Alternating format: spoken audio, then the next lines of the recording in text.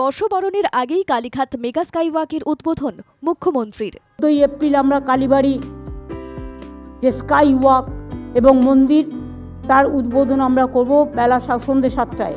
মহাতীর্থ কালীঘাট বাংলার অন্যতম সতীপীঠ। কলকাতায় এলেই ভিআইপিদের মতোই আম জনতাও কালীঘাটে পুজো দেন। দেশ বিদেশের মানুষের কাছে বড় পবিত্র তীর্থস্থান কালীঘাট। সেই কালীঘাটে স্কাইওয়াক গড়ে তোলার জন্য মুখ্যমন্ত্রী মমতা বন্দ্যোপাধ্যায় উদ্যোগ নেন। মুখ্যমন্ত্রীর নির্দেশে 2018-তে কালীঘাটে মেগা স্কাইওয়াক তৈরির জন্য অর্থ বরাদ্দ করা হয়।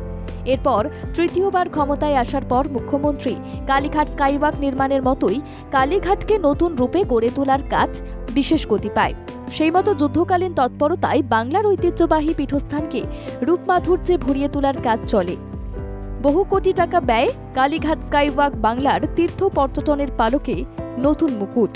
2018-র 5ই নভেম্বর মুখ্যমন্ত্রী মমতা বন্দ্যোপাধ্যায় দক্ষিণেশ্বর স্কাইওয়াকের উদ্বোধন করেছিলেন। রামকৃষ্ণের সাধনভূমিতে স্কাইওয়াক নির্মাণ তীর্থ পর্যটনে আলাদা গুরুত্ব পেয়েছে। ভক্তরা যেমন দক্ষিণেশ্বরে পুজোপাঠ করতে এলে স্কাইওয়াক চড়তে পারে, তেমনই এবার কালীঘাটেও কালী ভক্তদের জন্য স্কাইওয়াকের দরজা খুলে যাচ্ছে।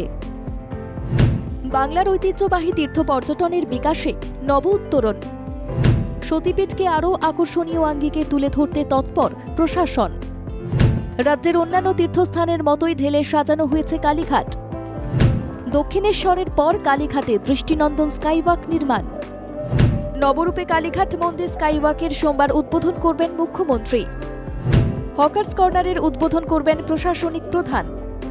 তীর্থযাত্রীদের কাছে কালীঘাট দর্শন আরও আনন্দময় হয়ে উঠবে। দর্শনার্থীদের জন্য কালীঘাট মন্দিরে যাওয়ার সুবিধা করে দিতে প্রায় 500 মিটার দীর্ঘ এবং 10.5 মিটার চওড়া এই স্কাইওয়াকটি পুণ্যার্থীদের মন্দিরে পৌঁছানো সহজ করবে বলে আশা।